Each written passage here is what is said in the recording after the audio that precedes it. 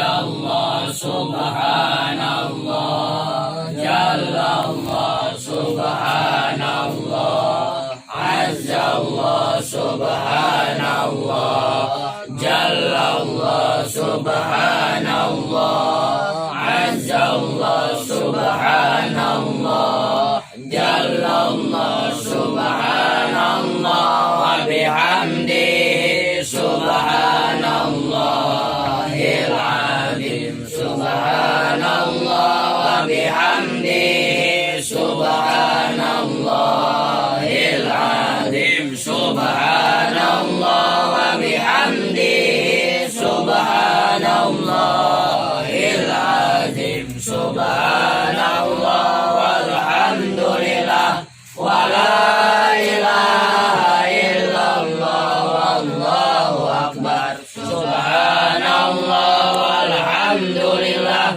wa la ilaha illallah wallahu akbar, subhanallah walhamdulillah wa la ilaha illallah wallahu akbar. Ya latifan bi khalqi, ya aliman bi khalqi, ya khabiran bi khalqi, utub bina ya latif, ya alim, ya khabir, ya latifan bi khalqi, ya aliman bi khalqi, ya khabiran bi khalqi, utub bina ya latif, ya alim, ya khabir, ya latifan bi khalqi, ya aliman bi khalqi, ya khabiran bi khalqi, utub bina ya latif, ya alim, ya khabir, ya latif alam yazal, utub bina fi manazal, inna latif lan tazal, utub bina wal muslimin, ya latif alam yazal, utub bina fi manazal, inna latif lan tazal, utub bina wal muslimin, ya latif alam yazal, utub bina fi manazal, inna latif lan tazal, utub bina wal muslimin. Taibuna ilallah, taibuna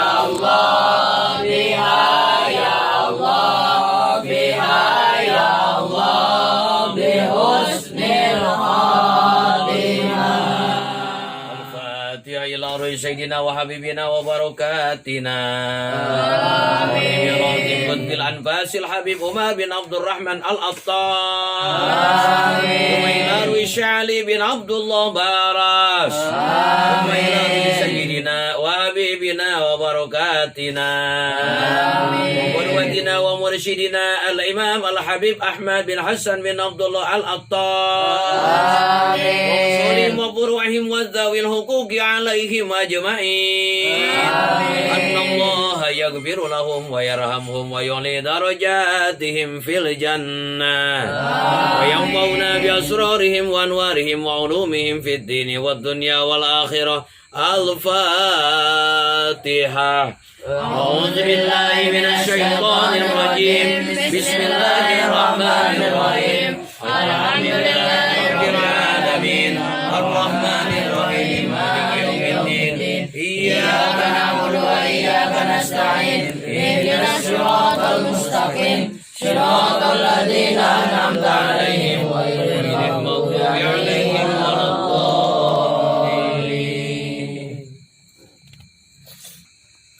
يا ربي بالمصطفى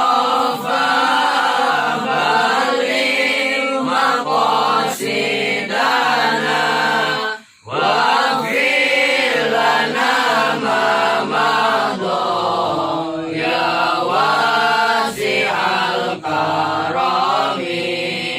يا ربي بالمصطفى بلغ مقاصدنا واغفر لنا ما مضى يا واسع الكرم. Alhamdulillah, pembacaan Ratibul Al-Attas, sebuah ratib yang disusun oleh Syekhul Mahbub Al-Habib Umar bin Abdurrahman Al-Attas. Setelah selesai kita baca, mudah-mudahan dari hikmah dan keberkahan kita membaca Ratibul Al-Attas, mudah-mudahan Allah Subhanahu wa taala melindungi kita dari berbagai bala bencana. Amin. Mudah-mudahan hajat kita, cita-cita kita dikabulkan oleh Allah Subhanahu wa taala. Amin. Jangan pernah untuk berhenti berzikir, bersolawat dan berdoa. Jangan sekali-kali pernah meninggalkan zikir, solawat, berdoa, munajat.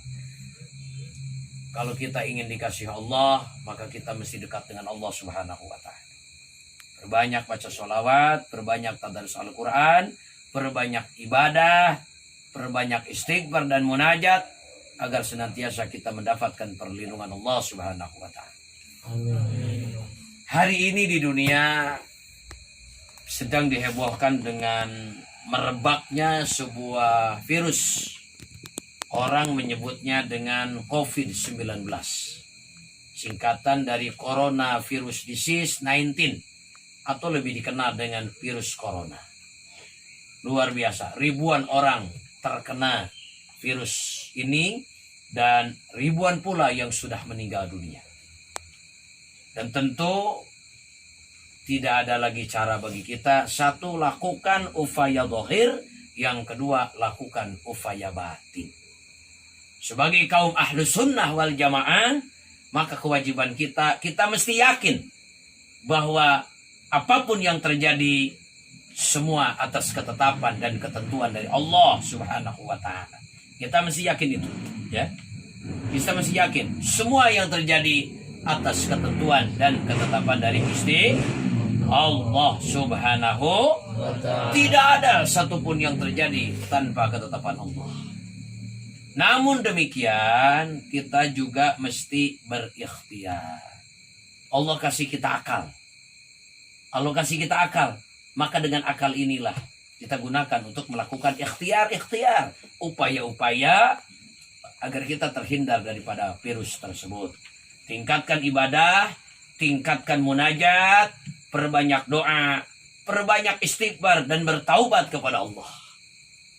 Lalu kita pun melakukan ikhtiar dengan menjaga kebersihan dan hal-hal lain yang dikhawatirkan menjadi asbab daripada tertularnya virus corona dan virus-virus yang lain. Maaf Abi, kalau boleh saya ingin bertanya, apakah merebaknya virus corona saat ini bentuk siksaan dari Allah?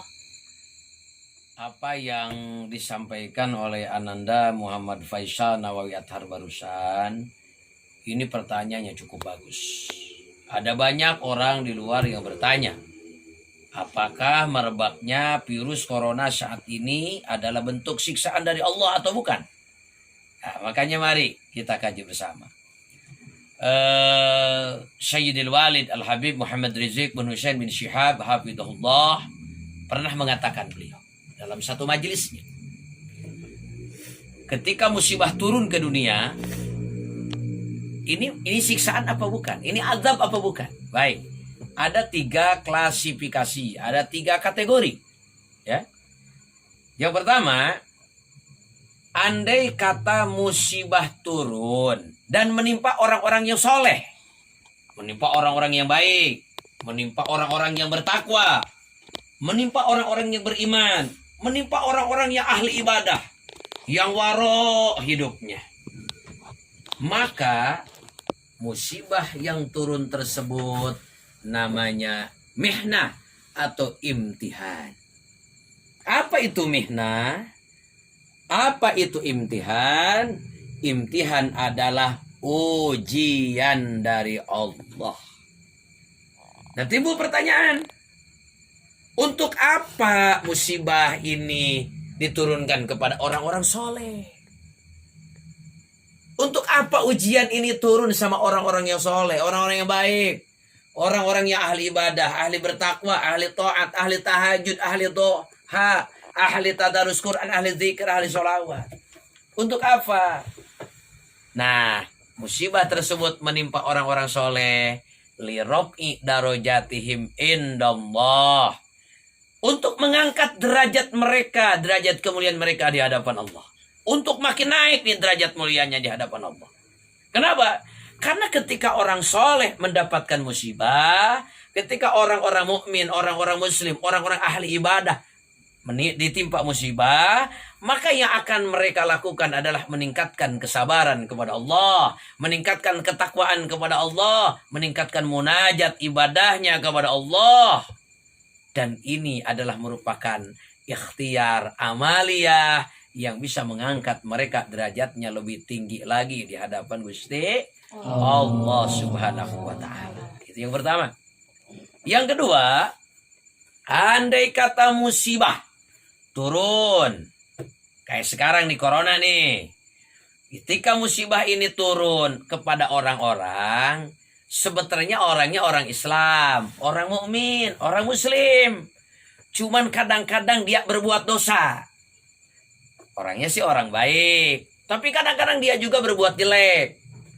Orangnya suka sholat, tapi kadang-kadang dia juga meninggalkan sholat. Orangnya orang Islam, tapi kadang-kadang dia juga berjudi.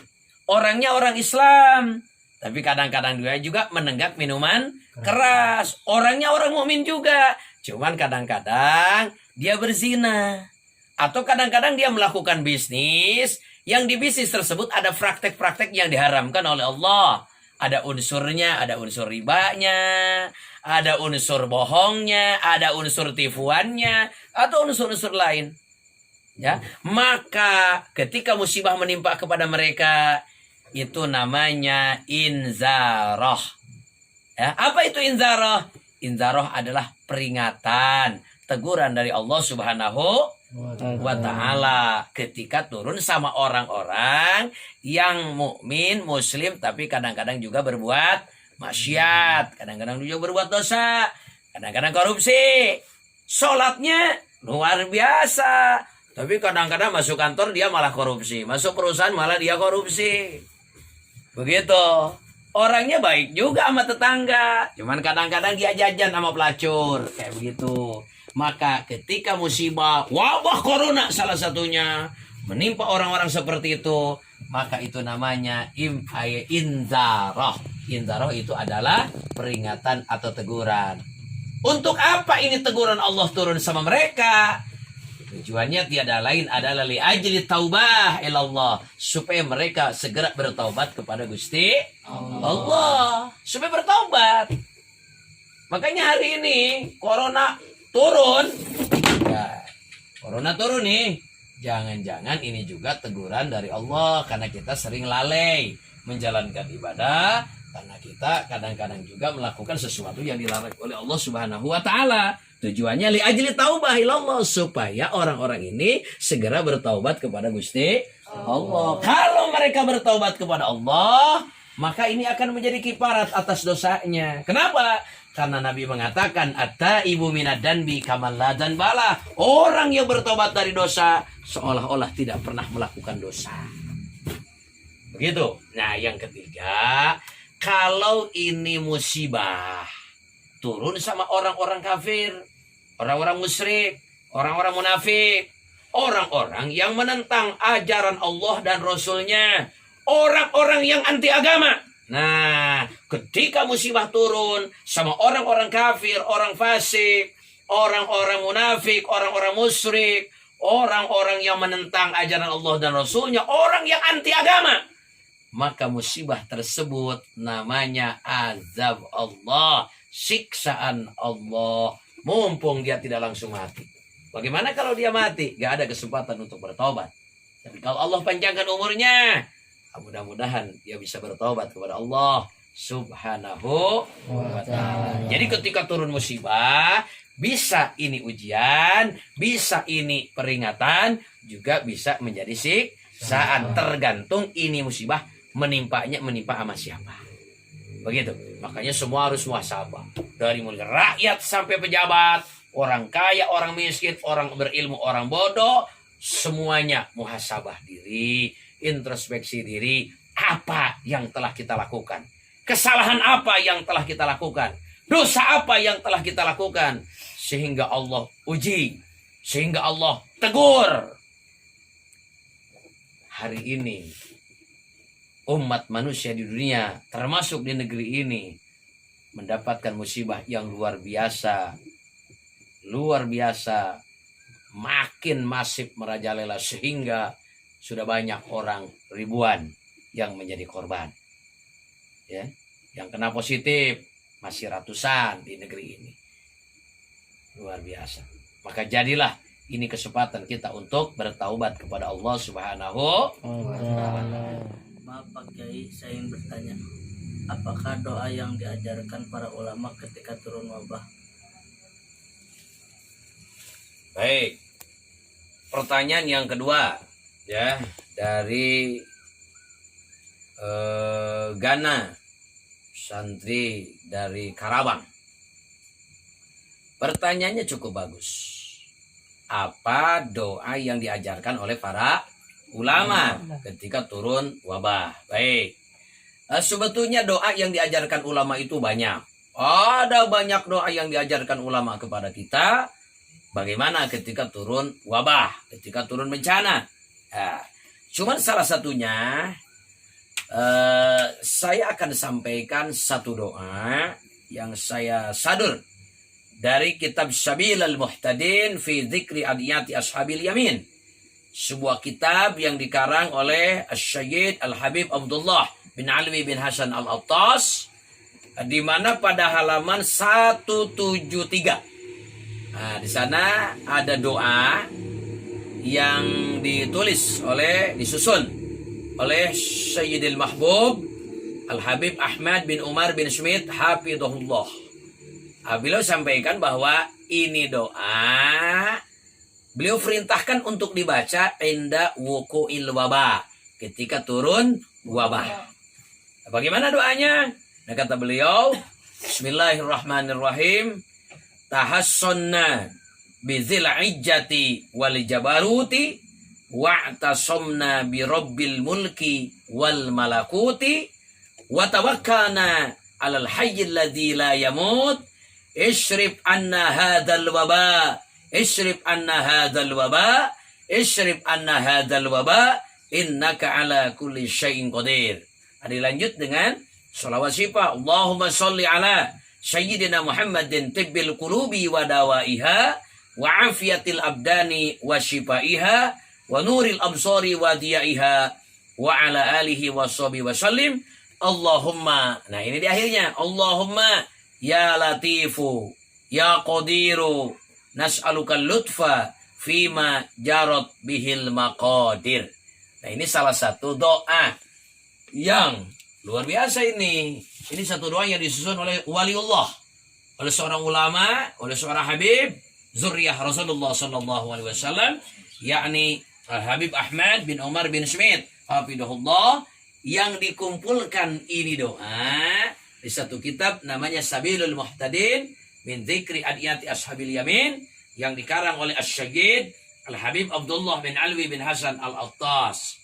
Nah, kita ini bisa baca. Ya, kita baca setidaknya 3 kali kita baca setiap ba'da sholat fardu. Nah, sebetulnya ada banyak doa-doa yang diajarkan oleh para ulama, termasuk juga oleh Nabi, ya. Nah, cuman salah satunya itu. Mudah-mudahan kita bisa amalkan bersama. Amin. Maaf Pak Kiai, saya ingin bertanya, apakah orang sehat bisa kena virus corona? Baik. Pertanyaan dari Adam, ya.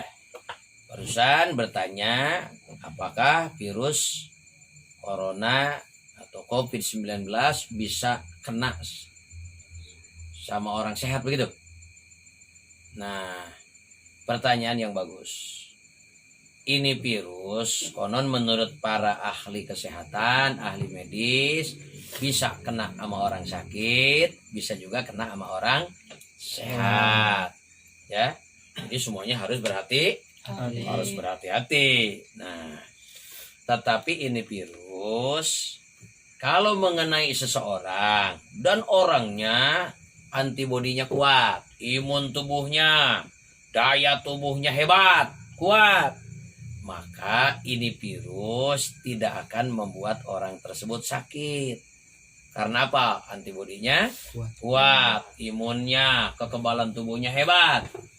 Tapi walaupun dia tidak sakit, karena antibodinya kuat, imun, kekebalan tubuhnya hebat, tetapi ini virus konon menurut ahli kesehatan tetap hidup selama 14 hari. Sehingga walaupun dia tidak sakit, karena di tubuhnya ini kuat nih antibodinya, tetap harus hati-hati karena 14 hari virus tetap hidup di dalam tubuhnya, sehingga ada peluang untuk menularkan kepada orang lain, ya.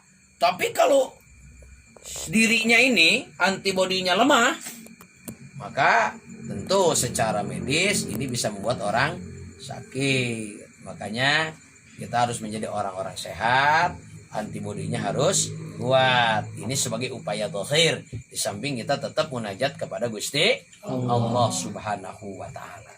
Nah, itu jawabannya. Pak Kiai, saya mau bertanya. Ada orang bilang kita harus sering cuci tangan, sedangkan urusan mati itu sudah ditakdirkan oleh Allah. Ya. Baik. Pertanyaan ya dari Ruby. Tadi katanya dia sering mendengar himbauan agar di masa wabah corona ini harus sering cuci tangan. Padahal katanya urusan mati itu takdir Allah. Apa yang disampaikan tadi, urusan mati takdir Allah, benar. Benar itu. Jadi mati ya itu sudah ditakdirkan oleh Allah. Nah, terus kenapa kita harus cuci tangan? Karena walaupun cuci tangan, kalau takdirnya mati ya mati, mungkin begitu ya. Nah, betul urusan mati itu sudah ditakdirkan Allah. Tapi kenapa kita harus sering cuci tangan dengan sabun? Kemudian kita harus menjaga kebersihan.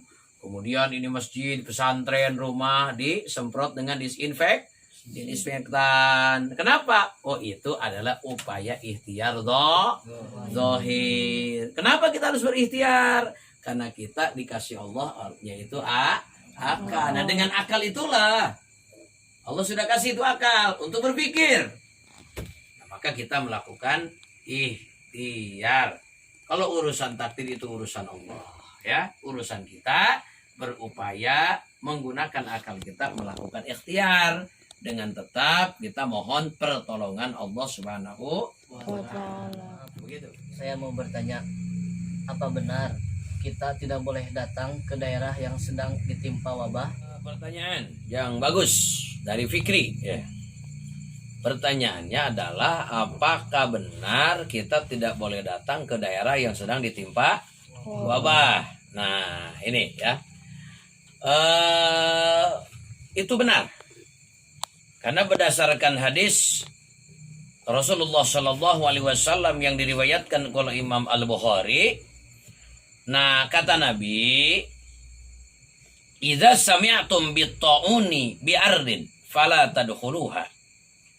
Wa idza waqa'a bi'ardin wa antum biha fala takhruju minha." Kata Nabi, "Idza sami'tum bit-ta'uni bi'ardin." Idza sami'tum bit-ta'uni bi'ardin. Kalau kalian mendengar ada wabah di satu daerah, fala tadkhuluha, kata Nabi, kalian jangan masuk ke daerah tersebut. Kenapa? Berarti kita beresiko untuk tertular. Wa idza waqa'a bi'ardin. Kalau kalian berada di satu daerah, wa antum biha, kalian berada di daerah yang ditimpa wabah dan kalian ada di tempat wabah tersebut. Kata Nabi, fala takhruju minha, kalian jangan keluar dari daerah tersebut. Kenapa? Khawatir menularkan ke orang lain di daerah yang lain. Nah itu ya, jadi kata Nabi, kalau kita mendengar di suatu daerah nih ada wabah, maka yang di luar jangan masuk ke daerah wabah. Tapi kalau kalian ada di daerah wabah, kata Nabi, fala takhruju minha, kalian jangan keluar dari daerah tersebut. Nah ini tuntunan perintah dari baginda Sayyidina Muhammad sallallahu alaihi wa alihi wasallam wa baraka alaihi. Maaf, saya mau bertanya, apakah yang dimaksud dengan taun? Pertanyaan dari Ramdan, ya, dari Jakarta, Karawang. Nah, dari Karawang juga. Pertanyaannya, apa yang dimaksud dengan taun? Taun itu adalah wabah. Wabah penyakit yang merenggut orang banyak. Jadi kalau turun wabah, korban berjatuhan dalam jumlah yang banyak. Nah itu namanya taun. Bisa berbentuk virus corona atau virus-virus yang lain. Jadi wabah yang terjadi di satu daerah dan merenggut orang dalam jumlah yang sangat banyak, cepat dan masif. Nah itu adalah taun. Ya, mudah-mudahan kita diselamatkan Allah dari wabah-wabah seperti itu. Amin. Maaf, saya ingin bertanya, apakah kunut najilah itu dibaca maghrib saja?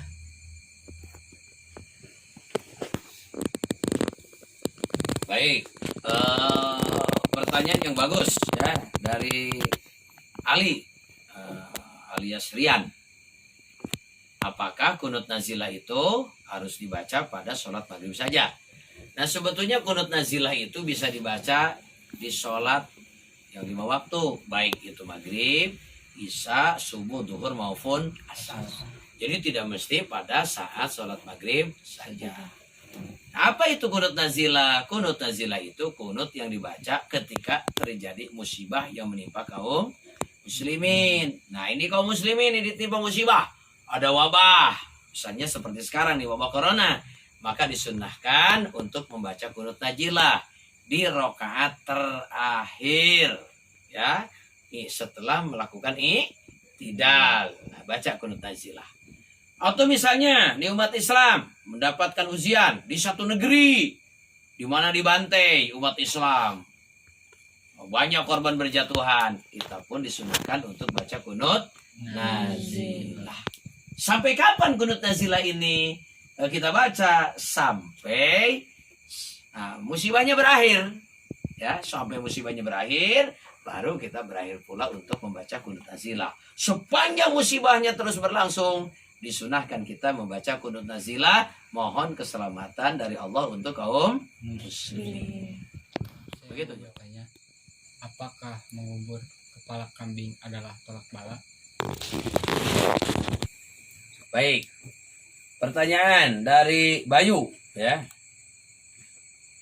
Pertanyaannya adalah apakah mengubur kepala kambing itu adalah sebagai langkah tolak bala? Nah ini saya ingin sampaikan, kalau kita ingin melakukan langkah-langkah menolak turunnya bala, mesti mengikuti saran arahan daripada Sayyiduna Nabi kita baginda Nabi Muhammad sallallahu alaihi wasallam.